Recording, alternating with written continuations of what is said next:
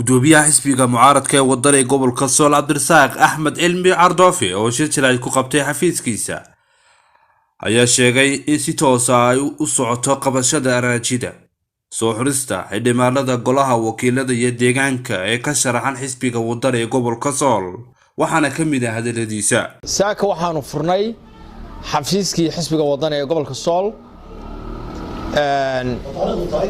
iyadoo maanta ay taariikhdu tahay 11 bishii 12aad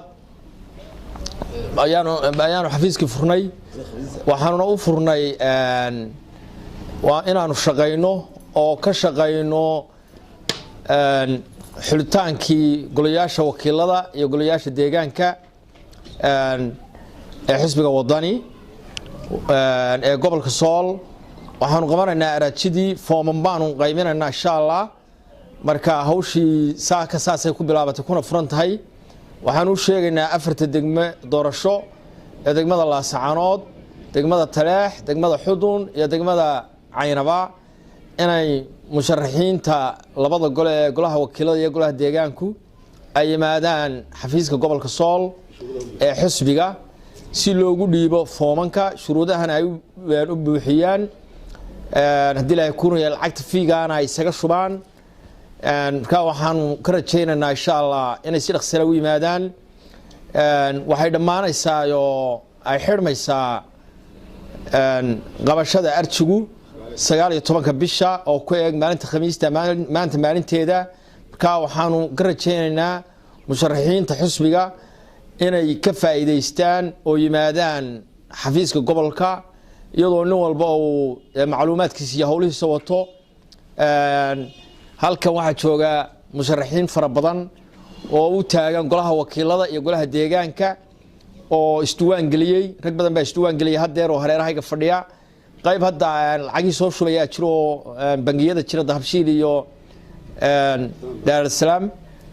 Salaam banki aad baad u mahadsantihiin musharaxiin soo dhawaada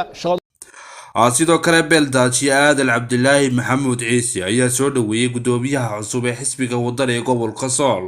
isagoo lagu baaqay bulshadu inay soo xusho musharaxiinta yale horta marka hore waxaan soo dhaweynayaa gudoomiyaha cusub ee Caaqil Cardoofi oo aan ragii dhaqanka isku nahay marka hore waxaan soo dhaweynayaa gudoomiyaha marka labaadna waxa weeye horta waxaanu ragina musharaxiinta wada sheeganaya waxa loo baahan yahay rag tartami kara oo dadka food kule oo cod kule oo dad waa inay xisbigu keenaan oo sina waa loo tartamaya xisbiyadu waa isreebayaan oo fardu boolooga isku arkaya marka dad tartami karo oo cod leh waa inay xisbiga iska diiwaan galiyaan sida rag fara badan oo anigu aan ogahay Cabdiraxiin iyo ay kamid yihiin waxa loo baahan yahay in rag noocaas oo kala la keeno oo tartami kara oo dadka soo saara iyo Egesmayer Salabaan rag fara badan aniguna xisbigan ku soo biiray maanta laga bilaabo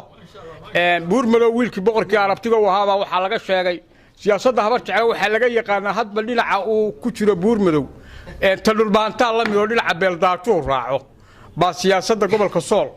ay isugu biirto qadar tarabi badda cusub for TV Laascaanood